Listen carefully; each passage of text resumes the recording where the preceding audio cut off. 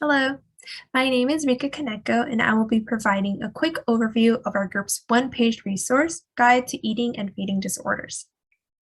Feeding and eating disorders are characterized by a disturbance of eating or eating-related behaviors that lead to a change in consumption or absorption of food and harm one's functioning.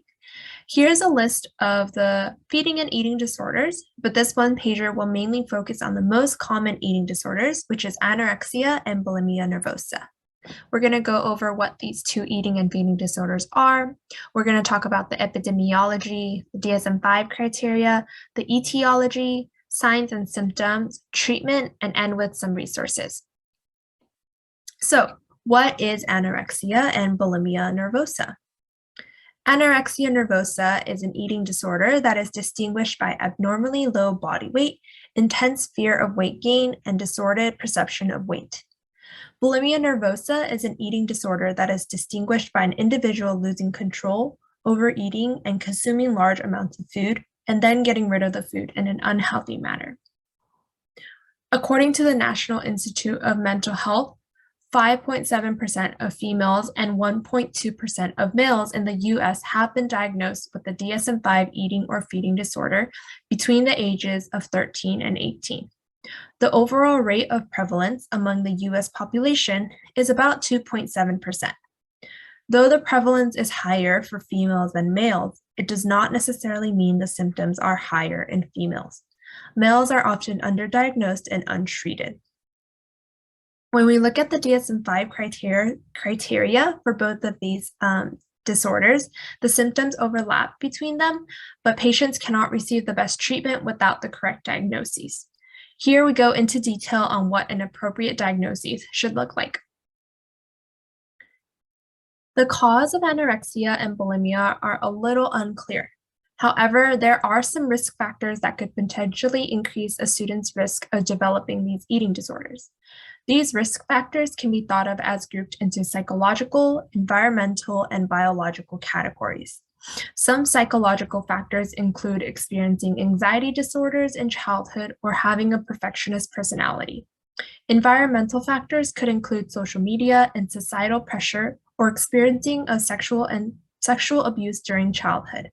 Lastly, some biological factors could include childhood obesity and genetics.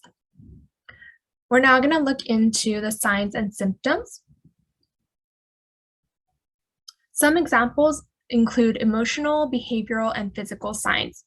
These are symptoms that educators can look out for in students. Some red flags include body image complaints or concerns, sudden weight loss or gain, skipping meals, avoiding the cafeteria, or making frequent trips to the bathroom. It's important to understand what is developmentally normal for adolescents. For example, around puberty should be experiencing some weight or height change. But we should be concerned when a student is consistently showing one or multiple signs of symptoms. While treating eating disorders is beyond many educators' scope of practice, we must be aware of the types of treatments that are available to struggling students, especially if you're providing referrals. First, treatment for anorexia nervosa and bulimia nervosa are fairly similar. Generally, cognitive behavioral therapy, family-based treatment, and nutritional counseling are useful to help individuals with these eating disorders address their dietary beliefs and resume typical development. Now, you might be wondering, what can we as educators do to support students at risk of developing eating disorders or those being treated for eating disorders? In addition to collaborating with other professionals to facilitate referrals to outside resources, administrators, teachers, school counselors, and school psychologists can continually work to support the maintenance of an affirming school environment that advocates for the unique needs of the student population. This can be done through implementing prevention programs that model body positivity and positive food attitudes.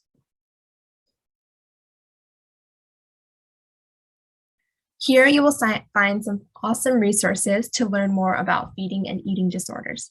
The Center for Discovery is located here in Orange County. The National Eating Disorders Association has lots of parent and educator guides that include education on feeding and eating disorders and activities for students who are struggling with these disorders. Here are several other ones that you can look into as well. We also included a QR code at the bottom of our one-pager for you to access this information on the go. And on the right over here is all of our resources that you can look more into for more details.